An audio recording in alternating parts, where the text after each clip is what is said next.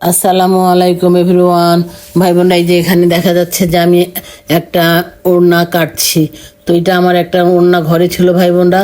তো এই ওড়নাটি আমি ভালো করে একদম গরম পানি দিয়ে বয়েল করে সোডা সাবান দিয়ে একদম ভালো করে বয়েল করে ধুয়ে এই যে তারপরে শুকিয়ে নিয়েছি। তারপরে এই যেটা আমি টুকরা টুকরা করে কাটছি। এইটা আমার এই ওড়নার টুকরাটা আমার প্রায় 15 টুকরা হয়েছে। তো ভাই বোনরা, আপনাদেরও যদি নতুন বা পুরাতন ওড়না থাকে সুতির হতে হবে, অথবা কিনে আনবেন পাতলা কাপড় যেটা পানি টানে, এই ধরনের নিয়ে এসে জীবাণুমুক্ত করে নিয়ে আপনারা এভাবে 15-20 টুকরা আপনাদের জটা রুটি লাগে এভাবে করে নেবেন ভাই বোনরা।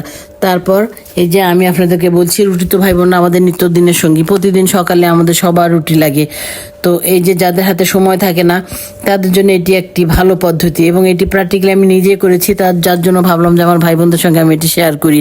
তো ভাই বোনরা, এই যে এভাবে আমি আটা রুটি কাই করে নিয়ে আমি রুটি বানিয়ে নিয়েছি। তারপর এভাবে একটা প্লেট নিয়েছি, তারপর একটা কাপড়ের টুকরা বিছিয়ে দিয়েছি, তার উপর আবার রুটি রাখছি, আবার রুটির উপরে একটা কাপড়ের টুকরা দিয়েছি, তার উপরে আবার রুটি রাখছি। এভাবে আমি ভাই বোনরা আমার যতগুলি কাপড়ের টুকরা দেবো তার উপর মানে প্রতিটা কাপড়ের টুকরার উপরে একটা একটা করে আমি এভাবে রুটি রাখবো। রেখে রেখে এভাবে আপনার যত রুটি সংরক্ষণে রাখার দরকার আপনি রাখতে পারবেন। এবং হবে কি, যে যেমন কাপড়ের টুকরাটি পাতলা নরম এবং সুতি হতে হবে। আবারও এর আগেও আমি বলছি, এখনও বললাম, কারণ কি যে মানে পাতলার জিনিস, সুতির জিনিস পানি টানে।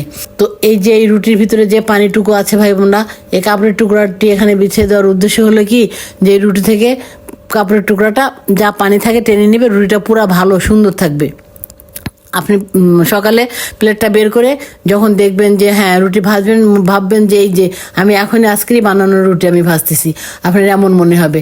এই যে আমি এভাবে এখন যেগুলি রেখেছি, এই যে এভাবে রাখছি, এই যে আমার এখানে প্রায় 16টা রুটি হয়েছে। তো এই যে আমি 16টা রুটি এখানে রেখেছি। তারপর এগুলি আমি এভাবে আবার এই যে সুন্দর করে ঢেকে নিয়ে প্লেটটা সহ বড় একটা পলিথিনের মধ্যে করে আমি একদম মুড়ে ফ্রিজের মধ্যে ভাই বোনরা রেখে দিব। আপনারা ভাই বোনরা এভাবে করবেন, তাহলে আর রুটি ছেঁকে রেখেও খেতে হবে না বা কিনে আনতে হবে না। ভাববেন যে সেটা লাল আটা রুটি হোক বা সাদা আটা রুটি হোক, আমরা লাল আটা রুটি খাই, তাই আমি লাল আটা রুটি দিয়ে আপনাদেরকে দেখিয়ে দিলাম।